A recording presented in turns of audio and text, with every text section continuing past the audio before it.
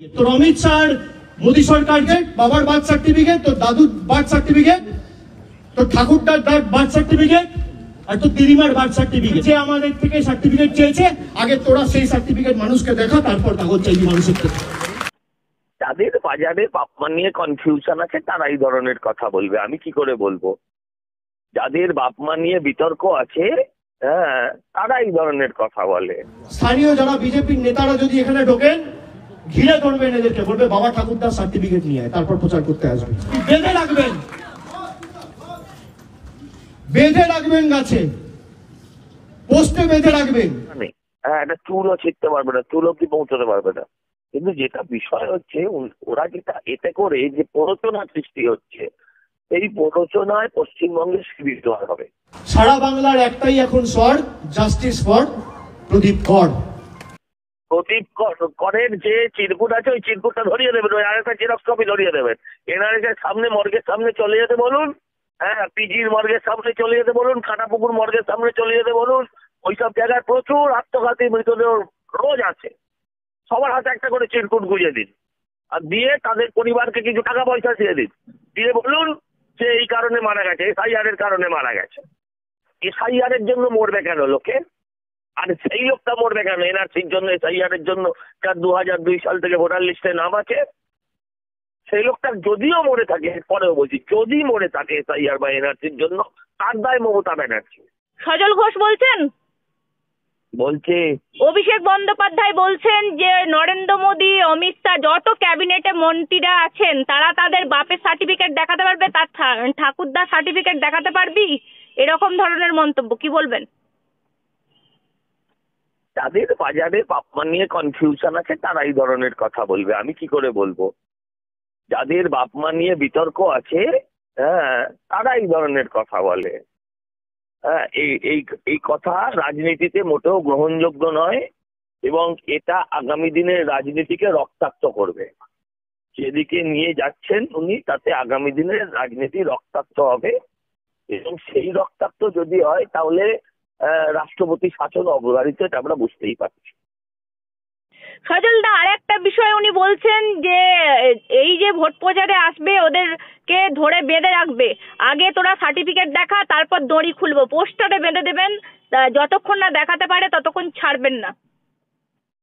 আসলে দেখুন, দিল্লির নেতাদের মোদী অমিত শাহকে বেঁধে রাখার ক্ষমতা তো নেই, সেটা ওরা জানে।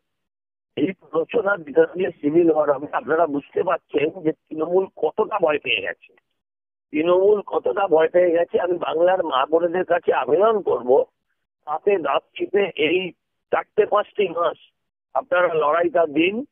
তৃণমূল বলে অভিশপ্ত রাজনৈতিক দল বা পার্টি বা ব্যান্ড পার্টি যাই বলুন, তার হাত থেকে যদি পশ্চিমবাংলাকে মুক্ত করতে হয়, তাহলে এছাড়া কোনো রাস্তা নেই।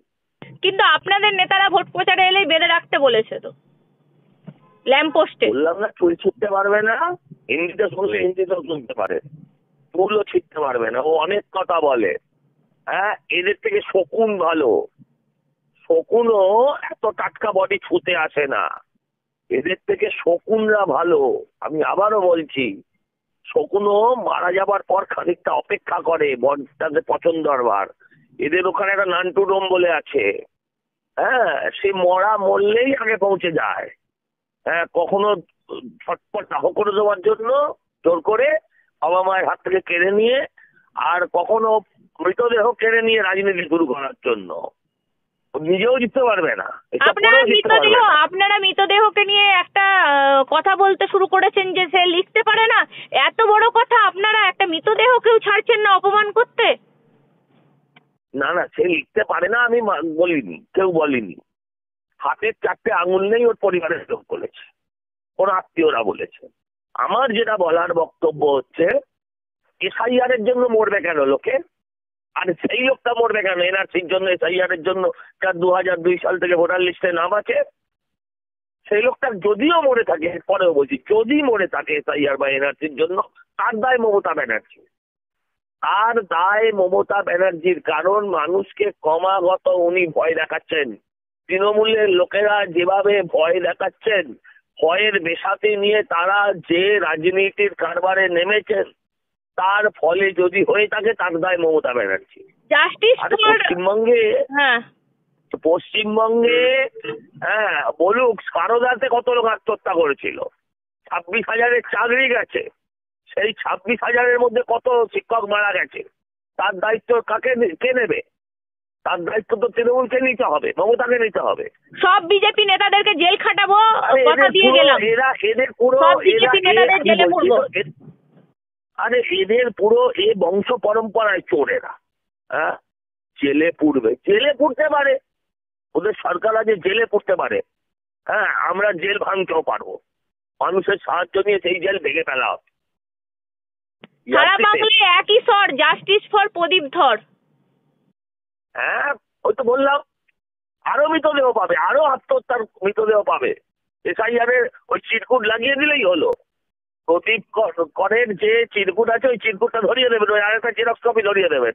এনআরএস সামনে মর্গের সামনে চলে যেতে বলুন, হ্যাঁ পিজির মর্গের সামনে চলে যেতে বলুন, কাটাপুকুর মর্গের সামনে চলে যেতে বলুন। ওইসব জায়গায় প্রচুর আত্মঘাতী মৃতদেহ রোজ আছে, সবার হাতে একটা করে চিরকুট গুঁজে দিন, আর দিয়ে তাদের পরিবারকে কিছু টাকা পয়সা দিয়ে দিন, দিয়ে বলুন যে এই কারণে মারা গেছে, এসআইআর-এর কারণে মারা গেছে। আপনি বলুন তো, ত্রিপুরা তো বাংলার লাগোয়া, সেখানে অনুপ্রবেশ সমস্যা আছে, সেখানে এনআরসি হওয়ার সম্ভাবনা আছে বা হচ্ছে, হয়নি এখন আসামে হচ্ছে। আপনি বলুন তো সেখানে তো কোনো লোক আত্মহত্যা করেনি।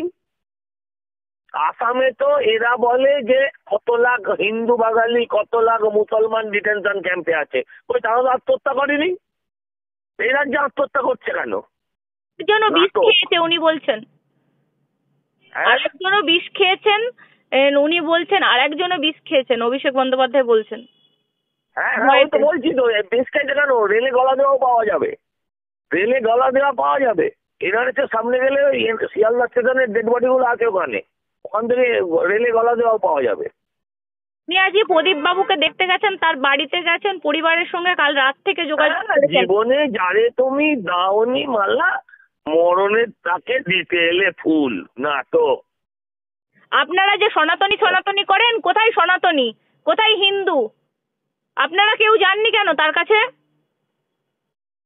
আমরা রাজনীতি করতে যাইনি, মরা নিয়ে রাজনীতি করতে যাইনি। হ্যাঁ প্রদীপ কর কেন মরেছে, দুদিন বাদে সব সাফ পরিষ্কার হবে, কোনো চিন্তা নেই।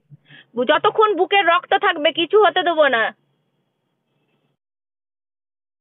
কিছু হবার তো কথা নয়, কিছু হবে কেন? কি হবে? কিছু হবে না। কে বলেছে কিছু হবে? যারা বৈধ তাদের নাম থাকবে, আর এই অবৈধ নেতারা, হ্যাঁ যারা লোকের বাপ ঠাকুরদার পরিচয় জিজ্ঞাসা করছে তারাও থাকবে না।